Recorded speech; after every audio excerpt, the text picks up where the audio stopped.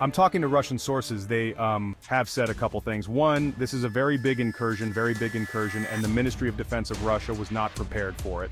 So the Ukrainians were able to come in and seize a chunk of land, but the Russians were able to respond to blunt the attack, and now they've basically halted it, and they're containing it.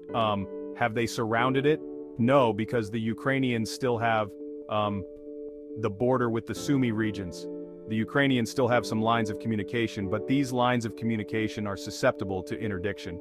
So the Russians are hitting them with artillery, hitting them with air power, hitting with drones, and it's become almost impossible for the Ukrainians to supply or resupply the forces that are in. And so what's happening is they're running out of ammunition, they're running out of fuel, and they're just slowly being ground down. There's only one outcome, and that's going to be every Ukrainian in Russia is either going to die incur Scott, missiles cover the sky, and the world holds its breath. F-16 hit rumors swirl as Russia unleashes a barrage of missile strikes across Ukraine, leaving devastation in its wake. 2 days ago, the scale of Russia's offense became clear as reports poured in from nearly every province in Ukraine. Yesterday morning, Russia struck again, this time with a more targeted approach, hitting key positions along the front lines from Mykiv to Sevilla, Venezia, Kamalsky, Ternale, and beyond. Russian forces delivered a powerful message. Ukraine's defenses are crumbling under the relentless pressure, and as the dust settles on one wave of attacks, another is already in motion. Yesterday afternoon, Ukraine's officials boasted about intercepting 60 to 70% of Russian missiles and UAVs. But what they didn't emphasize is the sheer scale and precision of the attacks that slipped through. A foreign military camp in Syr was hit hard. Ambulances swarmed the area, a grim reminder of the realities of war. The Kel missile strike in Kiski wasn't just another attack, it was a direct hit on a hotel rumored to be housing F-16 pilots, a clear signal from Moscow that no one is safe. And what about the F-16 infrastructure? Russia is systematically dismantling Ukraine's hopes of utilizing these advanced aircraft. Critical facilities and supply lines are being destroyed piece by piece as Russian forces execute a well-coordinated strategy designed to cripple Ukraine's military capabilities before they can even take flight. Meanwhile, in Kiev, we're left guessing what Russia's true targets are as the capital and surrounding regions brace for impact. The energy infrastructure, so vital to Ukraine's war effort, is in the crosshairs. Every strike weakens Ukraine's ability to sustain its defense, and as the winter months approach, the situation grows increasingly dire. But the military strikes are just one aspect of Russia's multifaceted strategy. As Russia's offensive rages on, the West finds itself on the back foot. Desperation seeps through as Western nations call for an emergency and Security Council meeting. But what exactly are they hoping to achieve? Are they truly concerned about the situation in Kiev, or is it the crippling attacks on Ukraine's critical infrastructure that has them panicking? Gas facilities in Ano-Franks, Kyiv, and Lviv, Ukraine's lifelines, have been severely damaged.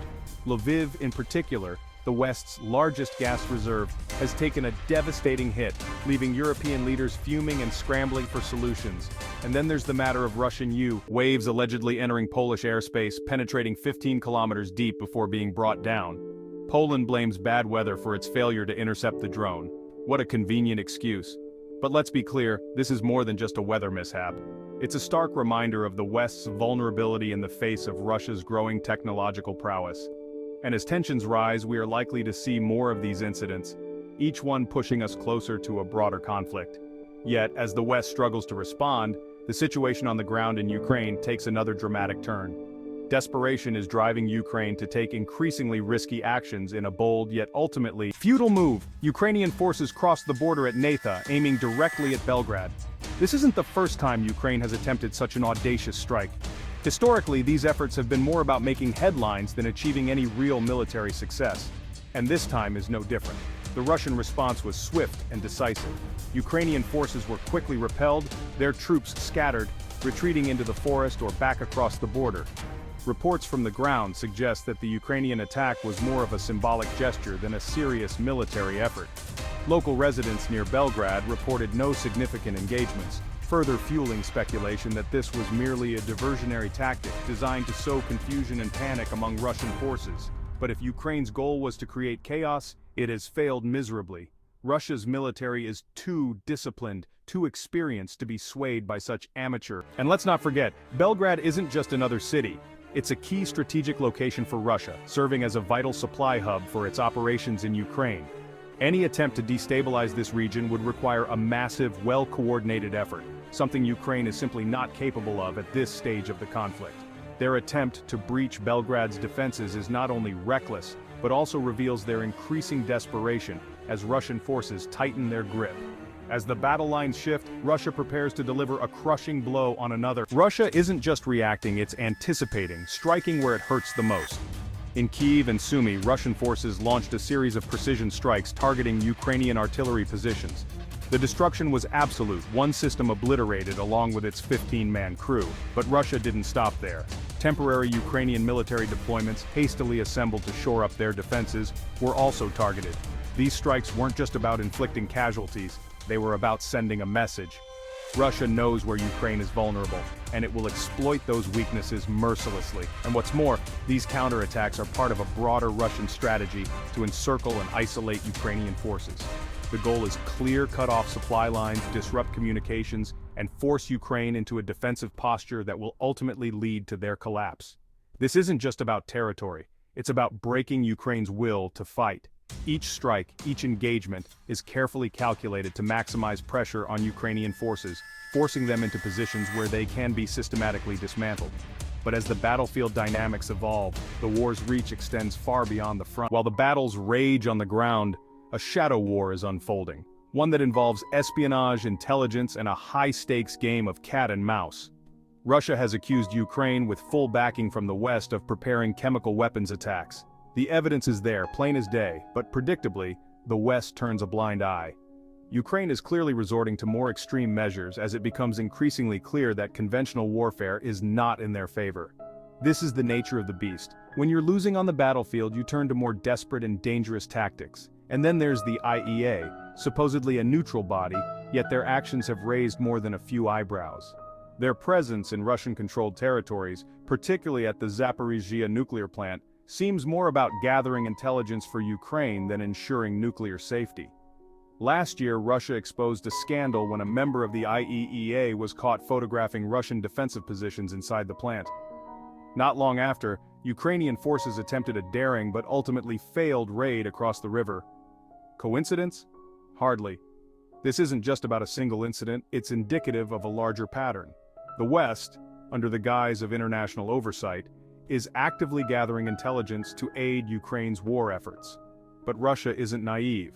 They've adapted, turning these inspections into opportunities to feed misinformation back to the West, playing a long and clever game of deception. This is a war fought on multiple fronts, and in this arena, Russia has shown itself to be a master strategist. As the global chessboard shifts, the stakes in this geopolitical struggle rise ever higher. The world is witnessing a new kind of warfare, one where battles are fought not just with guns and missiles, but with intelligence and influence. The US, the meddler in global affairs, finds itself increasingly frustrated as its plans unravel. After a string of failed color revolutions and waning influence, they now set their sights on Georgia. But Russia, ever vigilant, has been 2 steps ahead. Through their vast intelligence networks, they've provided crucial support to allies like Serbia and Georgia, thwarting Western-backed coups before they can even begin to take root. This is a quiet war, a war of shadows fought in the back rooms and dark alleys of global politics. It's a war where the stakes are no less than the sovereignty of nations, where the US deploys its vast resources to destabilize governments, and Russia fights to keep its allies safe from Western manipulation. This isn't just about Georgia, it's about a global struggle for power and influence, where every move counts and every misstep could lead to disaster. And now, as Georgia prepares for its October 26th parliamentary elections, the world watches with bated breath. Will the US succeed in igniting another color revolution? Or will Russia's counterintelligence efforts keep the peace? The stakes couldn't be higher, and the outcome will reverberate across the globe. This is the new Cold War, where intelligence and counterintelligence are the weapons of choice, and where the fate of nations hangs in. The situation in Ukraine is spiraling into a new and dangerous phase, one marked by intensified Russian strikes, increasingly desperate Ukrainian counterattacks, and a global intelligence war that could reshape the balance of power. As the West scrambles to respond, Russia remains resolute, striking where it hurts most and defending its interests with unwavering determination. This isn't just about Ukraine, it's about the future of global power dynamics. And as this conflict continues to evolve, one thing is certain: the world is on the brink of a major shift, one that will have far-reaching consequences for us all.